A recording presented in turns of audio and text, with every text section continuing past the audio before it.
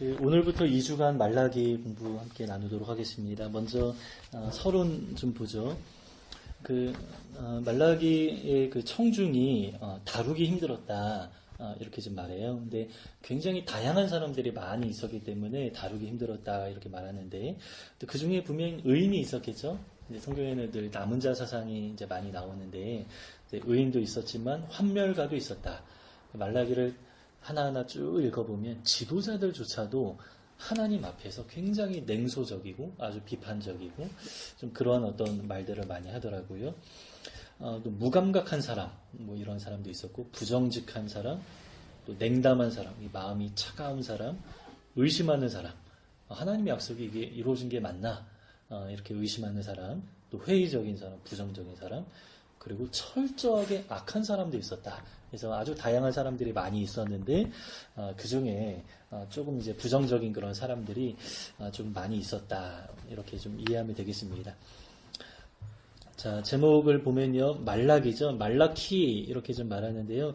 이 말라키는 내 사자, 나의 천사라는 그런 뜻이라고 합니다. 그래서 그냥 이제 그 고유 명사가 아니라 일반 명사죠. 말라기는 원래 이제 일반 명사로 이제 사용되는 것인데, 이 일반 명사를 사용하는 말라기라고 일반 명사를 자기 이름으로 사용하는 이제 그런 사람이 있었을 것이다.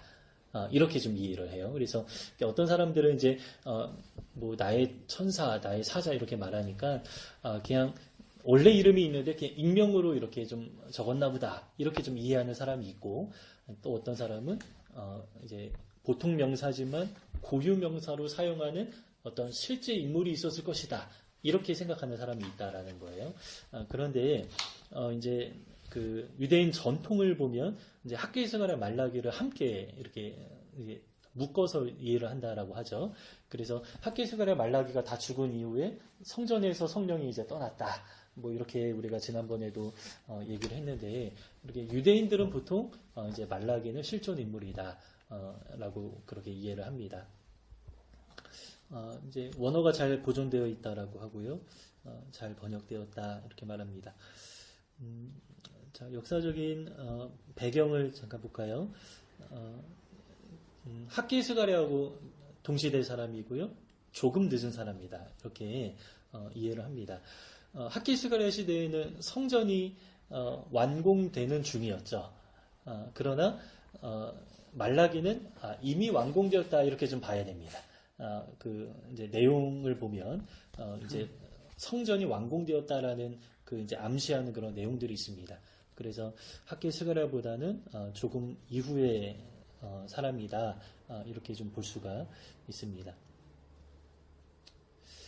그래서 이제 청중이 이제 유다에 다시 정착한 거주민들, 그리고 이제 포로가 되지 않았던 이제 원래 이제 살고 있었던 그런 거주민의 이제 후손이다. 이제 여기 중요한 후손이라는 거죠. 이제 후손이다. 그래서 조금 후대의 사람들이다. 이렇게 좀 보는 것입니다. 정치적으로는 이제 총독 제도가 있긴 있었지만 이 페르시아의 그 태도가 유다를 이제 존중하고 독립해주고 이런 태도는 아니었죠.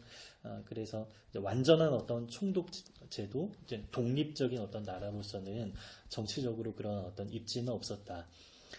사회적으로는 종교적인 냉소주의, 정치적인 회의주의에 빠진 주민들을 대하했다. 그래서 무슨 완전한 독립도 아니고 하나님의 어떤 그 포로에서 이제 귀환하고 회복된다라고 말을 하는데, 아니 무슨 성전이 완공이 됐는데 너무 작았고, 그리고 우리가 완전히 독립한 것도 아니고 아직 페르시아의 그 식민 상태에서 벗어나지도 않았고, 그런데 총독 제도는 또 이렇게 살아있고, 그래서 이게 뭔가 이렇게 좀 생각하는, 이게 정말 과연 하나님의 역사인가? 아니면 그냥 우연히 일어난 일인가? 하나님의 역사라면 이게 너무 작은 일이 아닌가? 뭐 이런 식으로 이제 하나님에 대해서 이제 의문을 품고 회의하고 좀 이러한 그런 사람들이 이제 많이 있었다라는 것이죠. 그래서 이제 여러 가지 뭐 약속들이 있었는데, 우리 세 가지 약속 밑에 보면요. 학개의 제2성전이 완성되면 부가 오게 될 것이다. 학개 기억나시죠?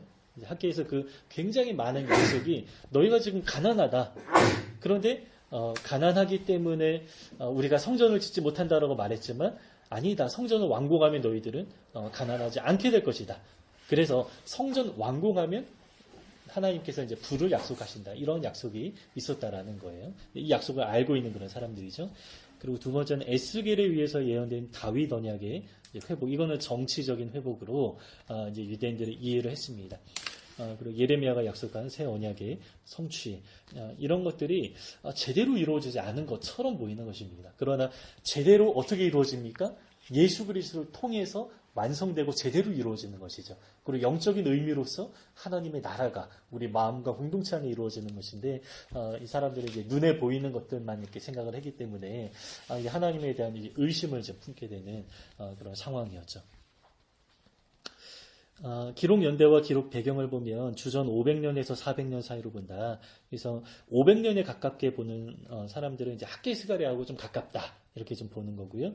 또 이제 450년, 430년에 주장하는 사람들은 에스라 느헤미야하고 좀 가깝다. 이렇게 좀 보는 것입니다. 근데 제가 정리한 그 주석은 틴데일 주석입니다. 그 영국에서 주로 이제 굉장히 역사가 깊은 틴데일 주석인데 이 주석은 주전 500년에 가까운 것으로 학개스가랴하고 좀 문학적인 어떤 유사성이 있다 이렇게 좀 봅니다. 그래서 이제 그렇게 볼 때에 그 당시 세계적으로 굉장히 아주 엄청난 일들이 일어났었거든요. 이제 그 당시에 어떤 일이 있었냐면 마라톤 전투가 있었다라는 거예요. 그래서 그 이제 예루살렘에서는 학개스가랴 이 말라기가 이제 이제 포로 귀환하고 성전을 재건하고 막 이러는 사이에 페르시아하고 그리스가 한번 엄청나게 붙은 거예요. 1차는 그냥 정말 그냥 미진하게 끝난 것이죠. 폭풍 때문에. 근데 2차 전투가 엄청난 전투로 이제 마라톤 전투 한번 붙고 또 3차는 이제 살라미스 해전으로 이렇게 좀 가깝게 넘어간 거죠. 맞죠? 네. 근데 이제 그런 아주 역사에 정말 아주 기록될 만한 뭐 전 세계 역사 가운데 이게 3차 해전 중에 하나 꼽을 만한 그런 전투가 그 당시에 있었다라는 거야. 그런데 페르시아가 엄청 강한 그런 제국이었는데 작은 도시국가 그리스가 페르시아를 대적해서 승리한. 근데 이제 학계를 보면 막 이렇게 열국이 진동할 것이다. 뭐 이런 어떤 예언들이 있는데 그 역사하고 좀 관련해서 좀 이해할 수 있다. 이렇게 좀 보는 겁니다. 그래서 이제 그 시대에 일어났던 페르시아와 그리스의 그런 역사가 아주 유명한 그 마라톤 전투였다. 이렇게 좀 보는 것이죠. 청중을 보면 뭐 첫 번째 예언 그리고 두 번째 예언 뭐 마지막 네 가지 예언 그래서 이제 6번의 그 예언이 나옵니다. 네, 그 예언이라고 할 때는 보통 이제 하나님의 말씀을 이제 선포하잖아요. 그런데 이제 말라기는 굉장히 독특하게 하나님과 아주 격렬하게 논쟁하는 그런 내용들이 많이 나오는데 얼마나 가슴 아프게 논쟁하는지 조금 이따가 이제 보도록 하겠습니다. 밑에 이제 문학 형식이 있는데요. 학개와 스가랴처럼 3인칭 산문으로 요약했다. 이 3인칭이라는 것은 선지서에서 3인칭은 이제 하나님이 이렇게 말씀하셨다라는 거예요. 그런데 이제 2인칭으로 이렇게 말할 때는 좀 강합니다. 이제 어떻게 말하냐면 이제 선지자가 마치 하나님인 것처럼 내가 말하는 이렇게 좀 이야기를 하는 그런 게 이제 2인칭으로 주로 이제 사용이 됐는데 이제 여기서는 이제 3인칭으로 하나님이 이렇게 말씀하셨다 이렇게 전달하는 자로서 그렇게 이야기를 합니다. 메시지는 본질상 예언적이지만 이제 산문이다. 뭐 이야기인데 아주 격렬한 논쟁이 굉장히 많이 나오는데 그 논쟁이 굉장히 문학적인 어떤 그런 구조가 있다. 이렇게 좀 볼 수가 있습니다. 이 말라기는 신약하고 아주 친합니다. 그래서 신약의 말라기서와 인용이 아주 많이 됩니다. 그래서 이제 그 밑에 얼마나 많이 이제 인용했는가 그 내용이 좀 나오죠. 네, 굉장히 많이 인용되어 있죠.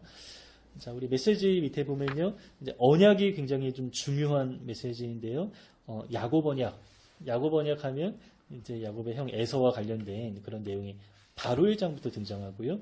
또 이제 이어서 레위 언약이라는 게 나옵니다. 이따가 레위 언약이 무엇인지 한번 좀 보겠습니다. 이제 결혼 언약, 또 모세 언약, 이 모든 것이 하나님과 당신의 백성들과의 그 관계를 좀 말하는 것이죠. 이 언약이 굉장히 좀 많이 있는데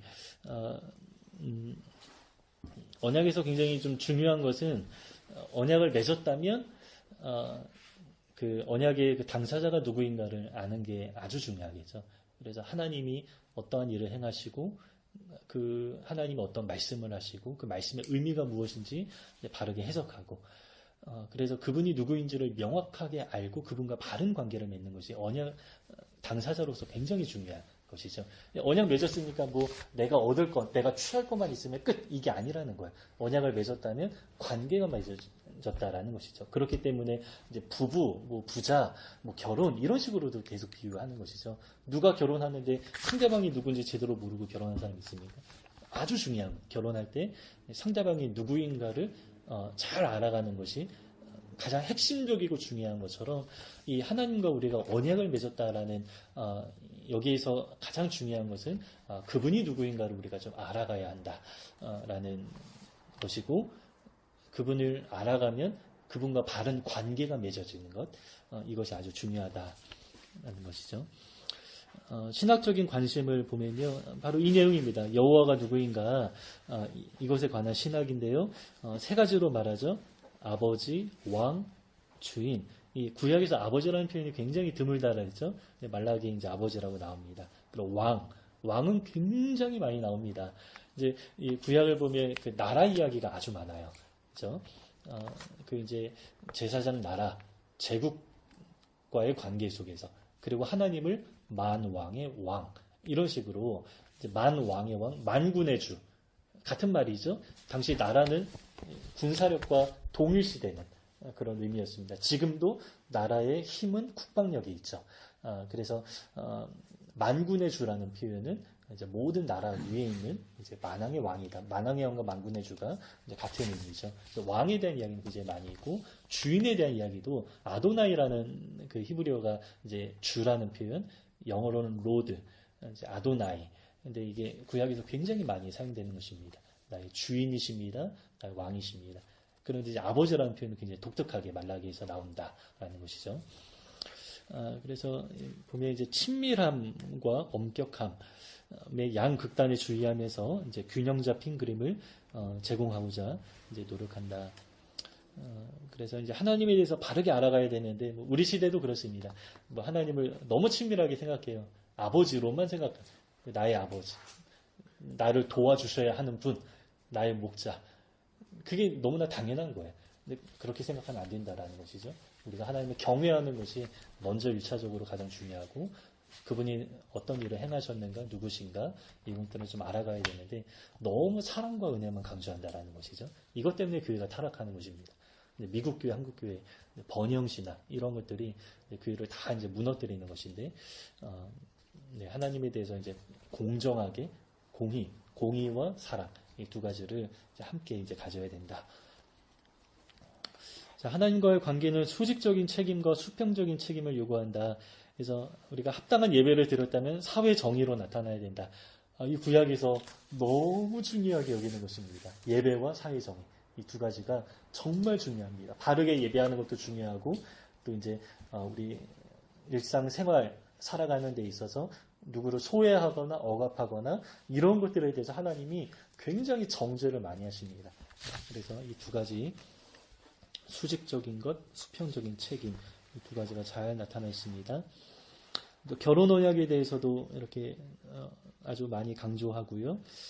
네, 뭐 이건 아까 이제 언약할 때 이야기를 좀 나눴습니다. 그 말라기는 몇 개의 예언으로 나눠진다 그랬죠? 방금 제가 얘기했죠? 6개라고 했죠. 6개. 네. 6개입니다.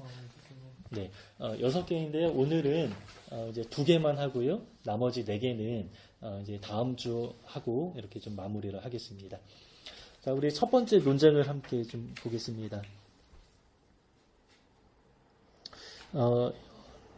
여호와께서 이제 주어가 여호와 하나님이죠.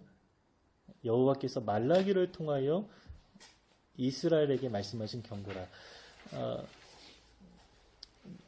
말라기가 말했지만 말라기를 통해서 말한 것뿐이고요. 여기서 관심은 여호와 하나님입니다.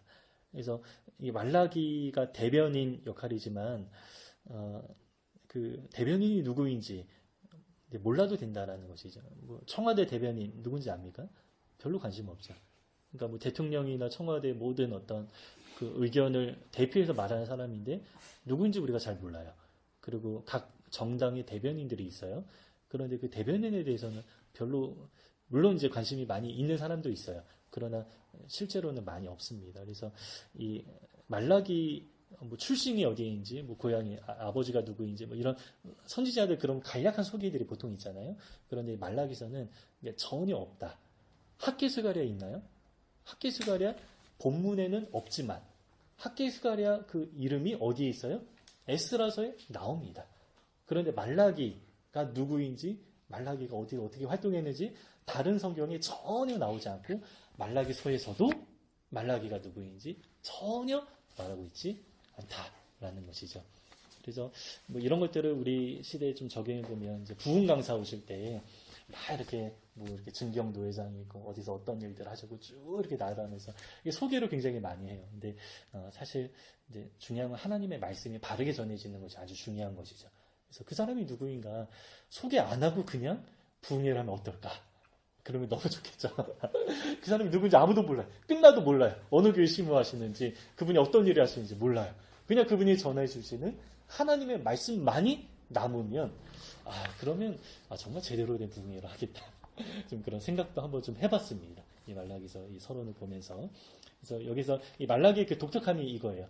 이 소개가 전혀 다른 선지서에도 없습니다. 2절 볼까요? 자, 여호와께서 먼저 고백을 하십니다. 여호와께서 이르시되 내가 너희를 사랑하였노라. 얼마나 그 사랑의 고백이 진합니까? 여호와께서 말라기를 통해서 말씀하셨노라. 그리고 가장 첫 마디가 뭐냐면 내가 너희를 사랑하였노라. 이렇게 말씀하세요. 그런데 너희는 이르기를 주께서 어떻게 우리를 사랑하셨나이까? 주님이 어떻게 우리를 사랑하셨습니까? 이렇게 반문하는 겁니다. 이게 뭐예요? 주님 우리 사랑 안 하셨습니다.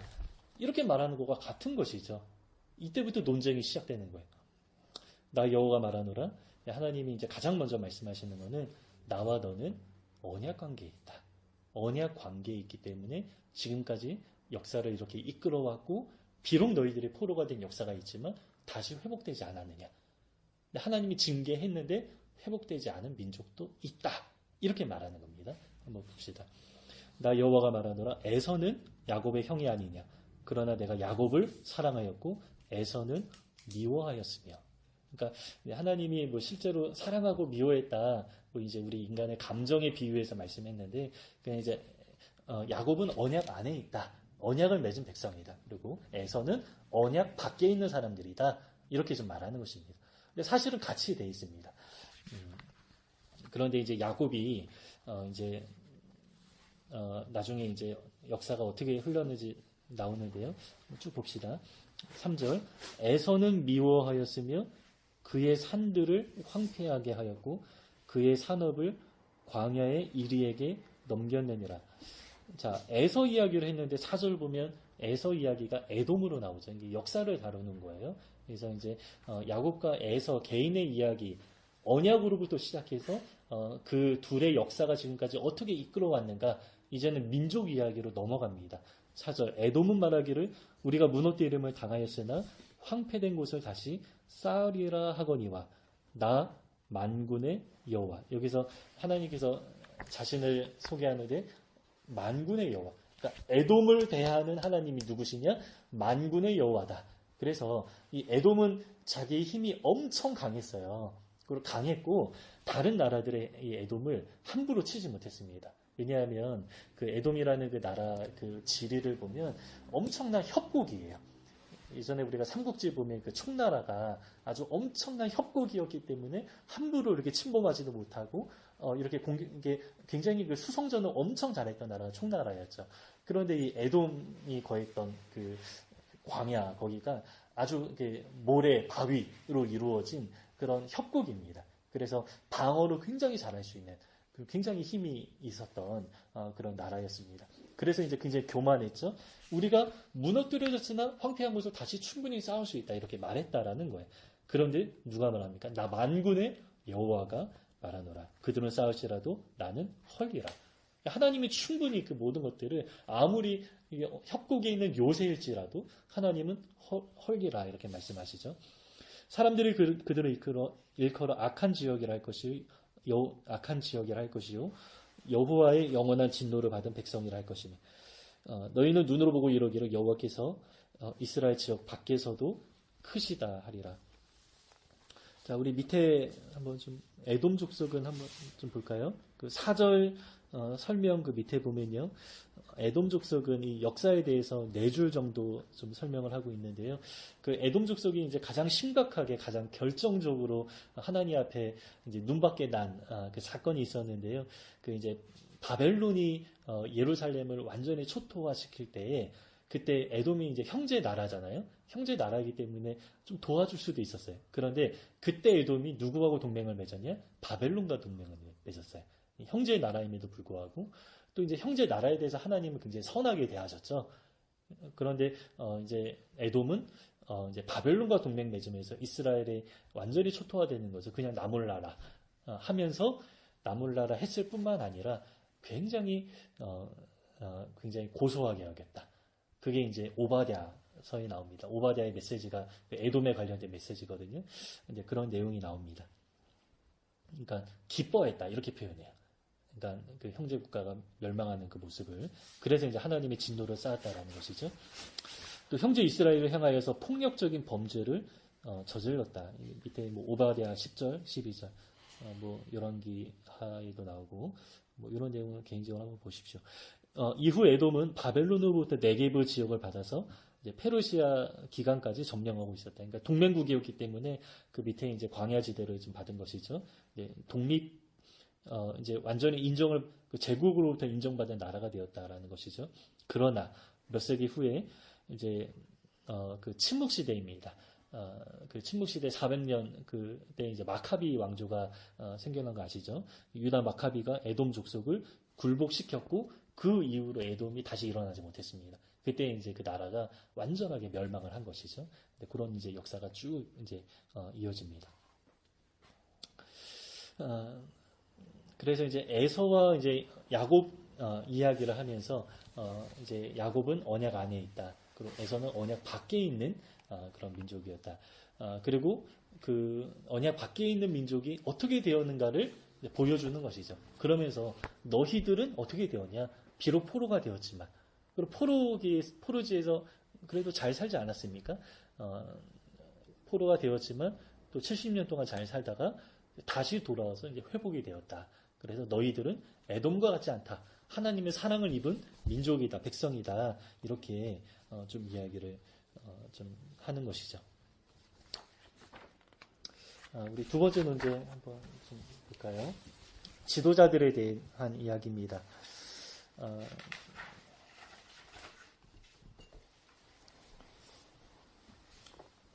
첫 번째는 그냥 모든 백성과 이제 관련에게 이야기를 한 것이고, 이제 두 번째 논쟁은 이제 제사장들에게 하는 이야기입니다.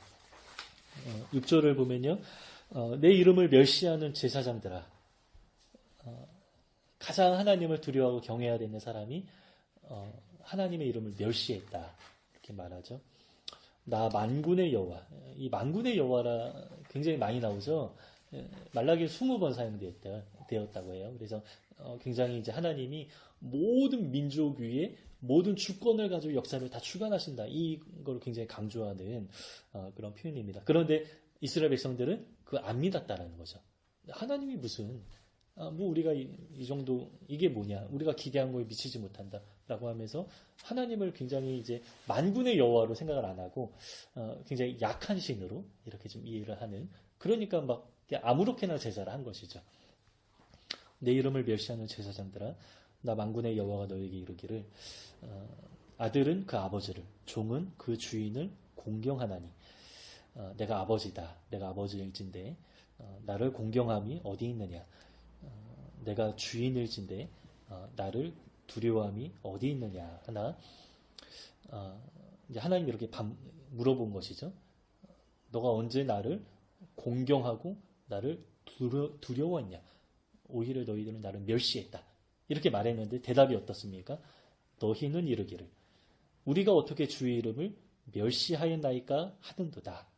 자, 이 말은 모르고 저희는 그랬습니다. 이런 말이 아니에요. 이건 하나님 앞에 굉장히 조롱 섞인 말입니다.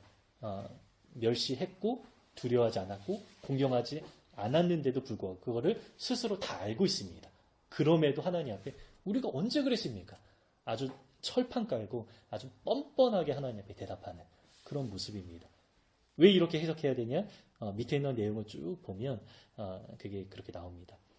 자, 우리 7절을 보면 너희가 더러운 떡을 나의 제단에 드리고도 말하기를 우리가 어떻게 주를 더럽게 하였나이까 하는도다. 알고 하는 거지. 제사장이 이걸 모르면 안 돼요. 이는 너희가 여호와의 식탁은 경멸히 여길 것이라 말하기 때문이라. 그냥 대충 해도 된다. 여호와 하나님 우리의 만족에 우리의 기대에 차지 않는다. 내가 원하는 것, 우리나라가 원하는 건 이루어지지 않았다. 이러면서 그냥 함부로 대하는 것이죠. 8절 만군의 여호와가 이르노라 너희가 눈먼 희생제물을 바치는 것이 어찌 악하지 아니하며 저는 것, 병든 것을 드리는 것이 어찌 악하지 아니하냐. 이제 그것을 너희 총독에게 드려보라. 그가 너를 기뻐하겠으면 너를 받아주겠네. 그러니까 이 총독, 사람에게 줘도 받지 않는 것을 어떻게 하나님 앞에, 어떻게 만군의 여호와 앞에 그것을 드리느냐. 이렇게 말하는 것이죠. 9절 만군의 여호와가 이르노라 너희는 나 하나님께 은혜를 구하면서 우리를 불쌍히 여기소서 하여 보라 너희가 이같이 행하였으니 내가 너희 중 하나인들 받겠느냐. 그러니까 우리를 불쌍히 여기소서 이렇게 말하지만 이거 그냥 말뿐이죠. 그 행동에 나타나야죠. 하나님을 경외한다라는 것이 말로만 되는 게 아니죠. 정말 우리 행동으로 나타나야 하는 거예요. 우리가 정말 하나님을 경외한다면 예배 시간이 늦을까요? 있을 수가 없는 일이죠. 이거는 결코 있을 수가 없는. 하나님 정말 경외한다면. 그리고 헌금 이런 거 함부로 할까요? 언제는 하고 언제는 안 하고 언제는 11조 하고 언제는 안 하고 이거를 내 마음대로 막 할까요? 하나님을 경외한다면. 그러니까 하나님이 정말 두려운 분이라면 만군의 여호와고 그냥 내 아버지 그냥 역사를 주관하는 만왕의 왕이라면 우리가 그렇게 하나님 앞에 행할 수가 없다라는 것이죠. 그래서 제가 이 말라기를 보면서 우리 시대가 다르지 않다. 이거를 좀 많이 좀 느끼게 됩니다. 하나님 받지 않겠다 말씀하셨죠. 10절 만군의 여호와가 이르노라 너희가 내 제단 위에 헛되이 불사르지 못하게 하기 위하여 너희 중에 성전 문을 닫을 자가 있었으면 좋겠도다. 여기서 여기서 이제 성전이죠. 예배 드리기 싫다는 거죠. 그러니까 예배 완전히 다 차단했으면 너희들 안 나왔으면 좋겠다. 그러니까 이 성전 문을 통해서 우리가 알 수 있는 것은 성전은 완공되었다. 이걸 알 수가 있어요. 근데 성전은 완공되고 성전 안에 제사하고 이런 것들이 이제 다시 회복이 되었는데 너무 대충 하나님을 정말 멸시하듯 경멸하듯 마지못해 하는 그런 모습이다라는 것이죠. 근데 하나님은 이제 성전을 좀 닫고 싶다. 너희가 안 나왔으면 좋겠다. 그런 제사 내가 받지 않겠다. 이렇게 좀 말하는 겁니다. 그래서 내가 너희를 기뻐하지 아니하며 너희가 손으로 드리는 것을 받지도 아니하리라. 그래서 여러분 우리 시대 한국교회 많은 예배를 드리자 하나님이 정말 기쁘게 받으시는 예배가 얼마나 있을까요? 하나님이 기쁘게 받으시는 말씀의 선포가 또 얼마나 있을까요? 그러니까 사람을 기쁘게 하고 사람을 편안하게 하고 사람 보기에 좋게 하고 사람 듣기 좋은 내용으로 설교하고 이 사람 눈치를 보면서 하나님 눈치는 안 봐요. 이게 우리 시대하고 다를 게 있습니까? 다를 게 없죠. 이 목회자들뿐만 아니라 이 성도들도 제가 방금 말한 것처럼 정말 하나님을 두려워한다면 우리는 구별돼야 됩니다. 시간이 구별돼야 되고 물질이 구별돼야 되고 또 이제 봉사 이제 이게 우리의 몸으로 하는 이런 것들이 정말 거룩하게 구별되어서 그냥 우리가 우리는 이렇게 자유한 시대지 이렇게 말하면서 율법의 시대가 아니야라고 말하면서 이렇게 말하면서 이제 합리화를 하죠. 아무 때나 회개하면 되지. 이런 식으로 너무 이제 태도가 함부로 대한다라는 것이죠. 그래서 사랑, 은혜 이런 것만 주장하면 안 된다라는 거예요. 하나님을 얼마나 두려워할 분인가, 하나님을 얼마나 공경해야 되는가, 이거를 우리가 좀 잘 알아야 된다라는 것이죠.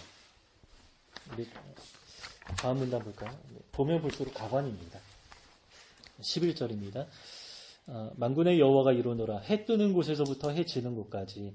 우리가 이게 이제 복음성가를 예전에 많이 막 이렇게 박수 치면서 막 이렇게 찬양하는 거라서 굉장히 좀 익숙한데, 이 표현은 구약에서 굉장히 좀 독특한 그런 좀 표현이라고 합니다. 해 뜨는 곳에서 해 지는 곳까지 이방 민족 중에서 내 이름이 크게 될 것이라. 하나님은 영광 받으신다라는 것이죠. 그런데 누구한테 영광 받으세요? 이방 민족. 자, 여기서 11절에 보면 내 이름이 크게 될 것이라 중간에 각처에서 내 이름을 위하여 분향하며 깨끗한 제물을 드리니 이는 내 이름이 이방 민족에도 크게 될 것입니다. 이렇게 내 이름을 이제 3번 반복하면서 말씀하시죠. 이제 그 이름은 곧 하나님 자신을 뜻합니다. 그래서 이제 내가 이렇게 말하는 것과 같은 것이죠. 원래 이스라엘 백성들이 하나님을 예배해야 되는 사람들이고 그 코어 핵심에 제사장들이 있는데 이들이 너무 하나님을 멸시하고 경멸하는 그런 태도를 보이니까 하나님이 이방 민족 중에서 해 뜨는 곳에서 지는 곳까지 영광을 받겠다. 근데 우리가 찬양하지 않아도 하나님은 충분히 영광스러운 분이고요. 우리가 하나님을 뭐 찬양을 예배한다고 하나님의 영광이 커지는 겁니까? 그렇지 않죠. 예수님도 말씀하셨는데 돌들을 통해서도 내가 찬양을 받겠다 이렇게 좀 말씀하시죠. 하나님은 충분히 영광스러운 분이시고 충분히 영광을 받으세요. 우리가 찬양한다고 하나님이 뭐 높아지고 이런 거 아니. 하나님은 원래 영광스러운 분이십니다.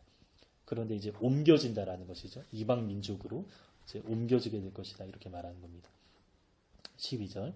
그러나 너희는 말하기를 여호와의 식탁은 더러워졌고 그 위에 있는 과일 곧 먹을 것은 경멸이 여길 것이라. 그러니까 굉장히 함부로 되어 있다라는 것이죠. 그러면서 내 이름을 더럽히는도다. 만군의 여호와가 이르노라. 너희가 또 말하기를 이 일이 얼마나 번거로운 거 하며 코웃음 치고 코웃음 쳤다. 이게 참 어떻게 이럴 수 있을까요? 번거롭다. 그러니까 매일 드리는 상번제가 있었죠. 아침 저녁으로 드리는 상번제가 있었고 또 이제 절기마다 7월에는 또 얼마나 많습니까? 그런데 제사장은 다른 일 안 하고 요거 일만 하는 사람들이잖아요. 그러니까 요 일을 위해서 부름받은 사람들이고 특권이고 또 이거를 좀 기쁨으로 하나님 앞에 감당해야 되는 그런 사람들인데 귀찮다. 이게 너무 번거롭다. 이렇게 좀 말했다라는 거예요.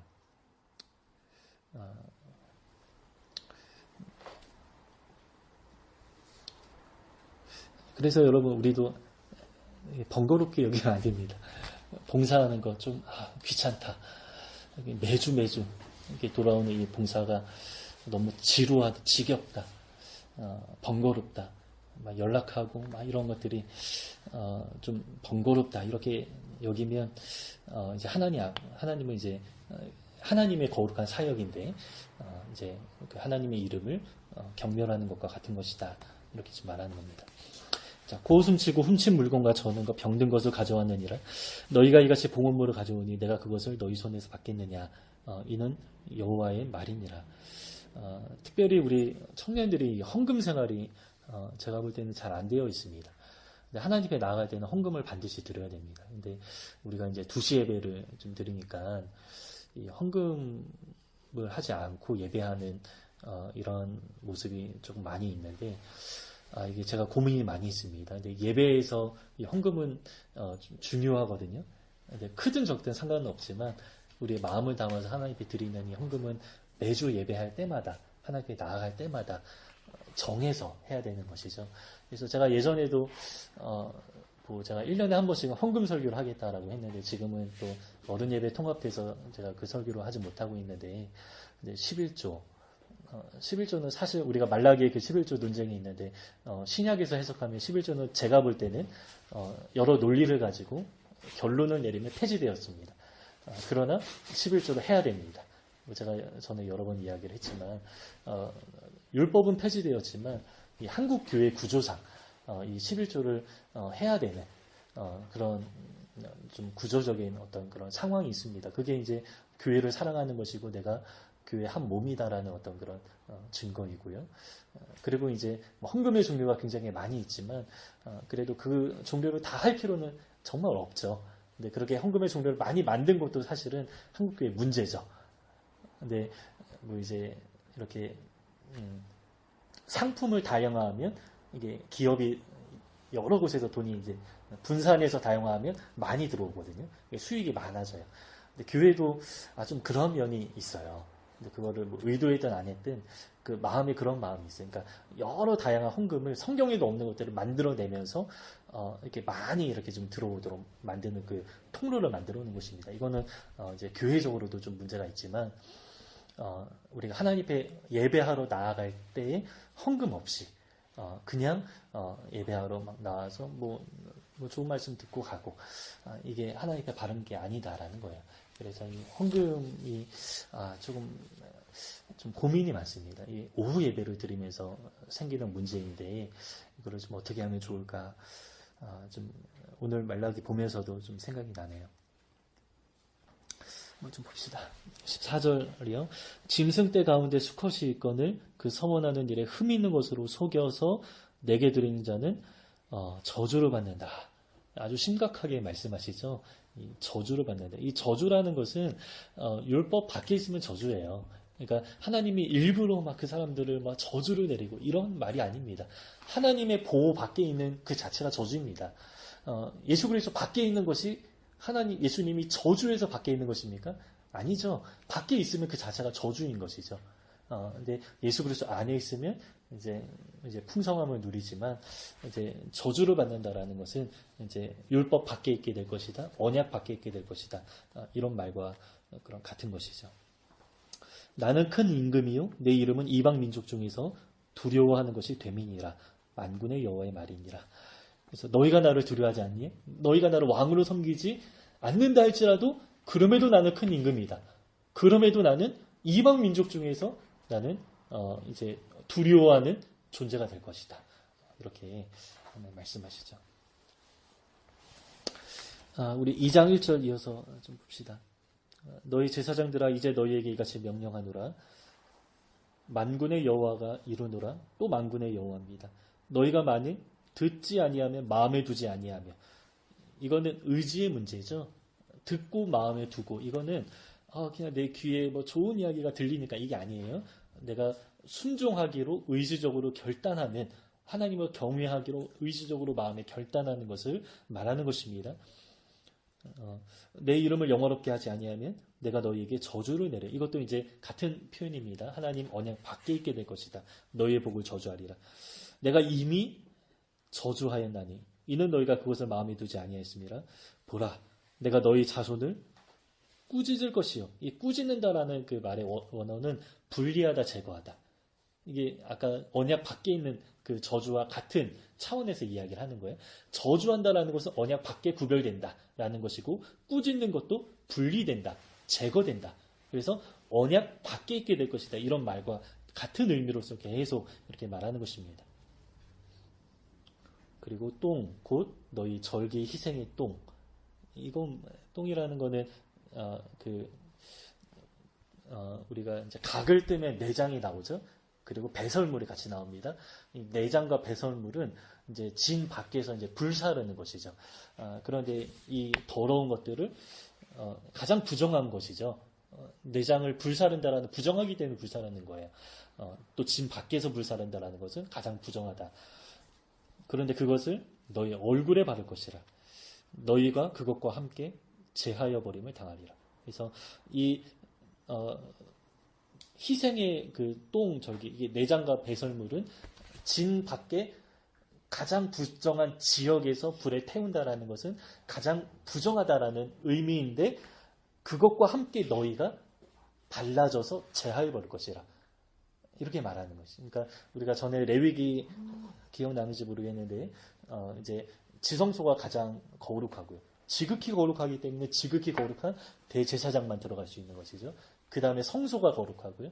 그 다음에 그 성막의 진이 거룩하고 그 주변 뭐 이런 식으로 차등되어 있습니다. 그런데 진이 있는데 그 진 밖으로 나가는 거예요. 그 진 밖은 완전히 어둠의 지역이고 완전히 이방의 지역이 완전히 부정한 지역입니다. 그곳으로 갖다가 내어버리는 그거예요. 그러니까 여기에서 이제 너희가 제하여 버림을 당한다라는 것은 진 밖으로 언약 밖으로 완전히 내침을 받게 될 것이다. 이런 말과 이제 같은 그런 것이죠. 그래서 이제 언약 밖에 있게 될 것이다. 이런 말입니다. 우리 다음 문단 보면요. 2장 4절입니다. 만군의 여호와가 이르노라. 내가 이 명령을 너희에게 내린 것은 레위와 세운 나의 언약이 항상 있게 하려 함인 줄을 너희가 알리라. 이제 레위와 세운 언약, 지금 제사장들에게 말하는 것이기 때문에 레위와 세운 언약에 대해서 좀 이야기를 하는데 이것이 무엇인가 여러 가지 지금 의견이 많이 있어요. 밑에 이제 레위와 세운 언약 4가지를 좀 말하고 있는데요. 첫 번째는 이제 금송아지 숭배할 때 이제 모세 편에 설 사람 했을 때 레위인 3,000명이 이제 와가지고 이제 레위인들이 모여서 3,000명을 죽이는 그 사건이 있었죠. 그래서 그때 이제 레위인들이 하나님의 이제 구별된 백성이 되었죠. 그리고 이제 두 번째 민수기는 이제 그 이제 모압 여인과 음행하는 그 사건에서 비느하스가 누구죠? 아론의 손자죠. 그러니까 가장 이제 레위인 중에서 가장 중심에 있던 그런 사람입니다. 이제 비느하스가 이제 죽인 그 사건을 이제 말하는 것이고요. 그리고 신명기는 이제 모세가 지파별로 축복하는데 레위 지파한테 축복하는 그런 내용입니다. 그리고 예레미야를 보면 나의 언약이라고 말하면서 2가지를 말해요. 다윗 언약과 레위 언약 이렇게 말합니다. 그래서 이제 레위와 세운 언약이 요 4가지가 있다. 근데 그 레위와 세운 언약이 무엇인지 명시하지는 않지만 5절을 보니까 그 언약의 특징이 이렇습니다. 생명과 평강의 언약이라. 내가 이것을 그에게 준 것은 그로 경외하게 하려 함이라. 그러니까 레위인들을 아주 특별하게 세웠죠. 그 목적은 하나님을 경외하게 하기 위함이다. 이렇게 말합니다. 그가 나를 경외하고 내 이름을 두려워하였으며 가장 중심에서 이렇게 해야 되는 사람이다라는 것입니다. 원래는 이렇게 해야 된다. 우리 6절 볼까요? 그의 입에는 진리의 법이 있었고 그의 입술에는 불의함이 없었으며 그가 화평함과 정직함으로 나와 동행하며 많은 사람을 돌이켜 죄악에서 떠나게 하였었느니라. 비느하스가 행하고 레위인들이 행했던 그런 이전의 과거 역사, 그리고 원래는 이렇게 해야 된다 이렇게 말하는 거예요. 7절 제사장의 입술 말은 지식을 지켜야겠고, 그러니까 말한 대로 이제 살아야 된다라는 것이죠. 사람들은 그의 입에서 율법을 구하게 되어야 할 것이니. 그러니까 많은 사람들이 이제 제사장 앞에 나와서 율법을 자꾸 이제 물어보고 가르치는 일들을 하게 될 것이다. 원래는 그렇게 해야 된다. 제사장은 만군의 여호와의 사자가 됨이거늘. 근데 만군의 여호와의 사자, 그러니까 굉장히 어떤 큰 특권을 가지고 있었다. 이렇게 원래는 해야 된다. 언약의 목적이 바로 이것이다. 이렇게 말하는 겁니다. 그런데 8절을 보니까 너희는 옳은 길에서 떠나, 이제 길 이야기가 나오죠. 옳은 길에서 떠나 많은 사람을 율법에 거스르게 하는도다. 나 만군의 여호와가 이르노니 너희가 레위의 언약을 깨뜨렸느니라. 언약을 깨뜨렸다. 너희가 내 길을 지키지 아니하고 율법을 행할 때에 사람에게 치우치게 하였으므로, 이제 원래는 좌로나 우로나 치우치지 말아야 된다라고 말하지만 치우치게 했다. 일부러 의도적으로 나도 너희로 하여금 모든 백성 앞에서 멸시와 천대를 당하게 하였느니라 하시니라. 그래서 이 언약이 이제 완전히 더럽혀졌다. 그래서 이제 파기되었다. 이런 이야기를 좀 하고 있습니다. 계속해서 뭐 그런 이야기가 나오는데 레위인뿐만 아니라 이제 많은 백성들이 지금 아주 비슷한 지도자가 이르면 백성들도 그렇습니다. 누구의 책임이다 이렇게 좀 말할 수는 없지만 가장 1차적인 책임은 지도자에게 있다. 종교 지도자들에게 있다. 그래서 이제 먼저는 제사장과 레위인들에 대해서 이러한 이야기를 좀 했습니다. 굉장히 좀 가슴 아픈 이야기죠. 우리 다음 주에도 좀 그런 이야기가 계속 좀 이어지면서 우리 시대에 이거를 좀 어떻게 적용해야 되는지, 하나님의 마음이 이렇게 절절하게 나온, 이렇게 솔직하게 이렇게 나온 그런 책이 별로 없는 것 같아요. 근데 우리가 이 하나님의 마음을 좀 아픈 마음으로 우리가 좀 받아서 우리도 좀 회복해야 될 부분이 있다면 좀 많이 회복이 돼야겠다. 실제로 제가 이 말라기를 보니까 회복될 모습이 말씀에 비추어 보니까 너무 많다. 이런 지금 우리 공동체도 마찬가지입니다. 많다. 그런 생각이 좀 많이 듭니다. 이렇게 말라기 1강 이렇게 마치겠습니다.